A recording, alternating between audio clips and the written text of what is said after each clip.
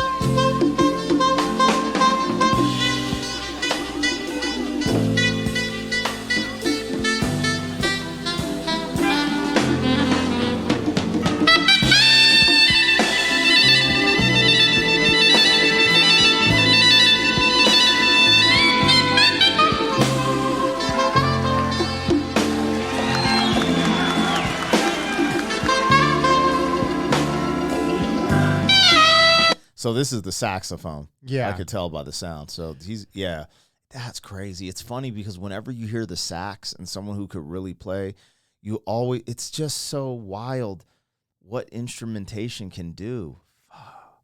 Well, to me, what just is so, with all these different music reactions that we have done, we have all these artists who have amazing lyrics, amazing,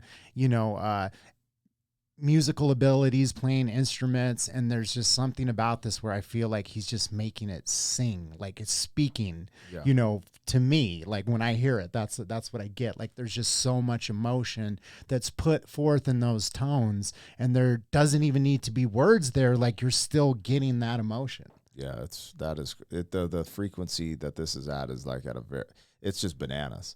I'm like, all I can do is make stank face what's tight is you hear the audience, like when you hit certain notes, they're like, yeah, like it just reminds me of the church, man. Cause I grew up in the church and I went to different styles of church, but when you're in like a evangelical or like a Black Baptist type of church, there is just this energy that you cannot get anywhere else. And I'm starting to get that from this audience. They're like, yeah, man. People just get it. They're like, I feel it. You feel the soul, man. That's the other aspect of this, of why I love this song, and the live version of it specifically is exactly what you're saying, because you hear the people in the background just slowly starting to clap, and you hear little whoops, and people like shouting, like when he hits those notes. It's just, to me, it's just like capturing this moment in time and this song, and just the way that he's playing it, to me, just like throwing his whole soul and emotion into it. Yeah, this is dope.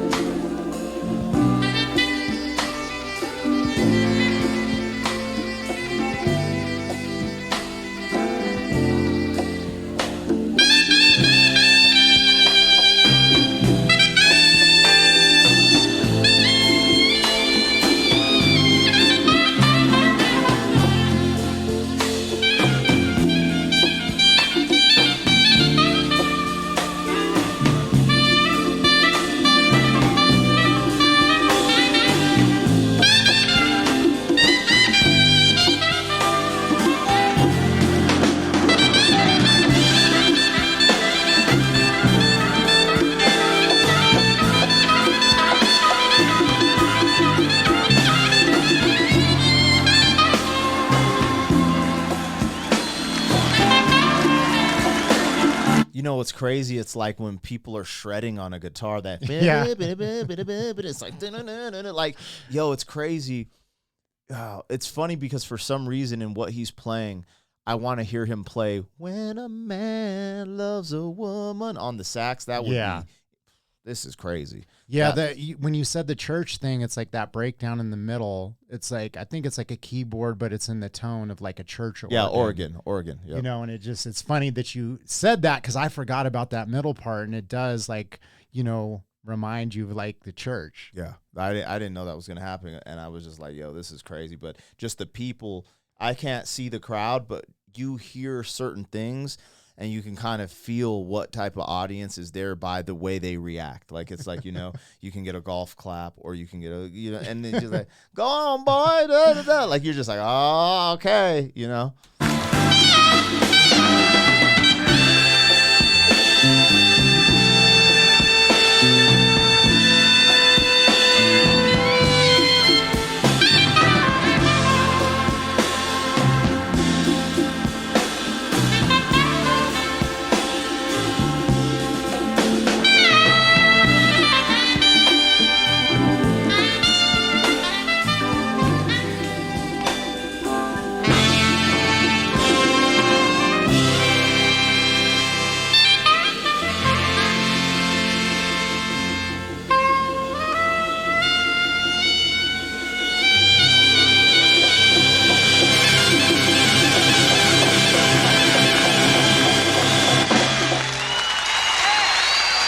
Yeah.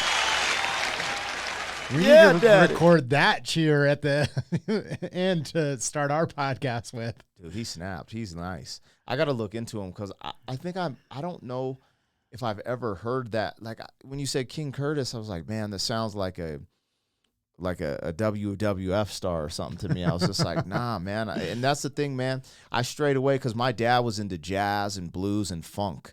Yeah. He played a lot of stuff in the house, but I was just like, you old dad. Like, the era of like the radio where we were at playing 80s rock and then in the 90s hip hop coming on the scene, I'm like, Dad, you don't understand type of vibe, Yeah. But bro, when you go back, like just listening to that was amazing. That was so beautiful. And golly, I could just ramble about it because I'm just like, damn, on the channel, I have more of appreciation for instruments as we go down these rabbit holes. Because even seeing Charles Daniel Band do the fiddle, right? Ren doing these plucking guitars. The homie from, what was it? Is it Malaysia or Indonesia? The Alip. Yeah. It's like, Bata dude, or whatever. yeah, Bata. man. It's just dope. And it's just crazy because it's been around. And it's like, you kind of sleep on it, man. I'm glad this stuff is making a comeback through the internet, too. I feel like people are appreciating, like, I'd just say the arts more. Yeah. They're just appreciating. Well, and that you have something like this because, to your point, like if I wasn't digging through the crates, looking with the knowledge of like, oh, this is probably going to be good. I'd never hear this. Like, I would never be able to play it for you. Yeah. If it wasn't for certain things like YouTube, I wouldn't be able to be like, oh, yo, we should do a reaction to this because you'd literally have to find a dusty old record and throw it on a record player. What's crazy too is A Wider Shade of Pale and the original or the brothers that I know who sang that song.